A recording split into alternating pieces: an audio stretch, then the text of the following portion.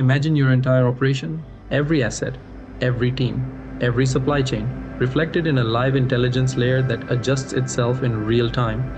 A mineral shortage detected in one region automatically triggers a production schedule adjustment in another.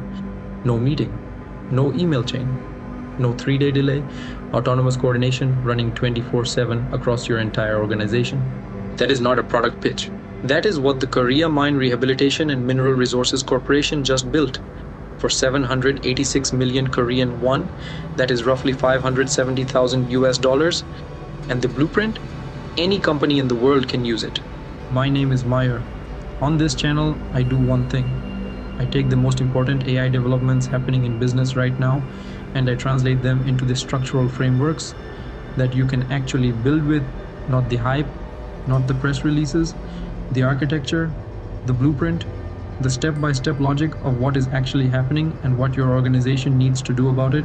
This is part 2 of a 3-part series called AI Infrastructure 2026. In part 1, I covered the US government's AI task force and what it means for every company which runs production on AI systems. If you have not watched that yet, please go back and watch it after this one. Now, let's begin. Today we are looking at the most concrete industrial deployment I have seen this year. A Korean mining corporation that spent 570,000 US dollars building a fully integrated AI platform, and in doing so, created a blueprint that any operations heavy business in the world can replicate. Here is the honest state of AI adoption in most companies right now. You have a sales team using an AI to write cold emails. You have an engineer using AI to autocomplete code.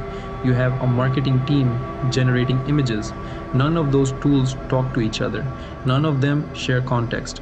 And collectively, they are producing isolated outputs with no compounding value. That's not an AI strategy. That's a collection of AI toys. What KOMIR built is the opposite of that. They built a unified intelligence layer across an entire complex organization, and they did it with a disciplined, structured approach that any operations-heavy business can replicate. Whether you are in manufacturing, logistics, SaaS, professional services, or real estate, the framework applies. On May 1st, 2026, KOMIR, the Korea Mine Rehabilitation and Mineral Resources Corporation, has officially launched a 786 million Korean won integrated AI platform across their operations. Not a pilot, not a department-level experiment, a full organizational deployment.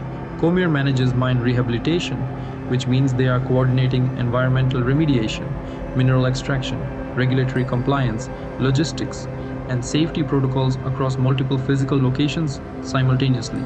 This is one of the most operationally complex environments you can put AI into, and they did it successfully on a defined budget with a structured methodology. That price point matters. At $570,000, this sits comfortably within the capital expenditure budget of any serious mid-market operations team. This is not a billion-dollar moonshot reserved for Fortune 500 companies. This is an investment that a 100-person company with complex operations can justify and execute. The central concept behind KOMIR's platform is what I call the living digital twin. A digital twin is a real-time, AI-powered mirror of your physical or business operation. Every data point, equipment status, supply levels, logistics positions, compliance indicators is reflected in a central intelligence layer that can model current state, predict future states, and initiate coordinated responses. The key word is living. A static dashboard shows you what is happening. A living digital twin responds to what is happening automatically across every connected system in your organization. That is the leap KOMIR made. And that leap is what produces autonomous coordination at scale.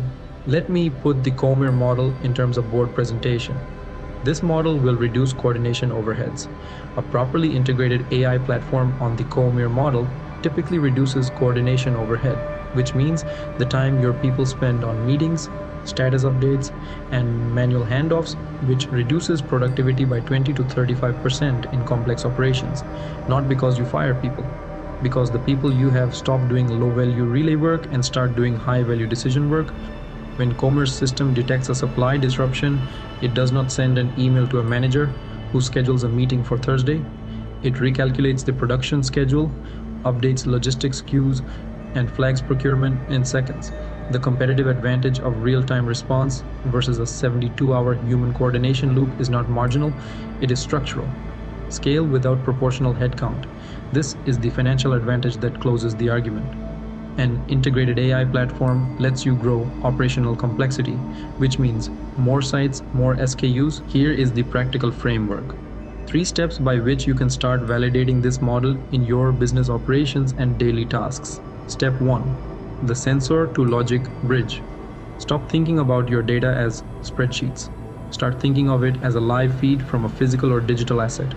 Pick one asset, a server cluster, a sales pipeline, a manufacturing line, a delivery fleet. Deploy an AI agent whose only job is to mirror that asset in real time, not to fix it, not to optimize it. Just build an accurate, live model of how it behaves. This is your ground truth layer. Without it, everything that follows is guesswork. This step typically takes a competent team 1 to 3 weeks to scaffold correctly. Do not skip it. The quality of your entire platform depends on the fidelity of this layer. Step 2. The budgetary guardrail. KOMIR did not say, let's experiment and see what AI costs us. They said, 786 million Korean won, not a dollar more. That discipline is a design principle, not just a financial constraint. In 2026, AI costs are infrastructure assets. For your organization, this means deploying an LLM gateway, a middleware layer that monitors your token spend, caps compute usage, and forces your agents to prioritize high-value reasoning over low-value noise. An AI with unlimited compute will think about everything equally. An AI with a compute ceiling is forced to be strategically intelligent about where it spends its reasoning power. That constraint makes the system smarter, not weaker. Step 3. The cross-departmental neural bus. KOMIR's platform is integrated. It does not live inside one department. It runs a shared intelligence backbone across the entire organization. For your company, this is one critical move. Connect your AI agents through a shared vector database. When your sales AI captures a customer complaint about a product failure, that signal should automatically surface in your engineering priority queue, not through a Slack messages, but through a live AI model, which updates system in real time.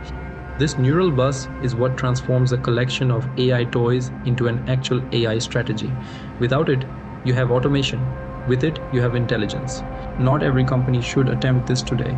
Let me be honest about the thresholds. Pre-revenue startups under 15 people will not be build a digital twin. You do not have enough operational surface area to justify the integration investment. You need product market fit first. Second, companies with no clean data infrastructure.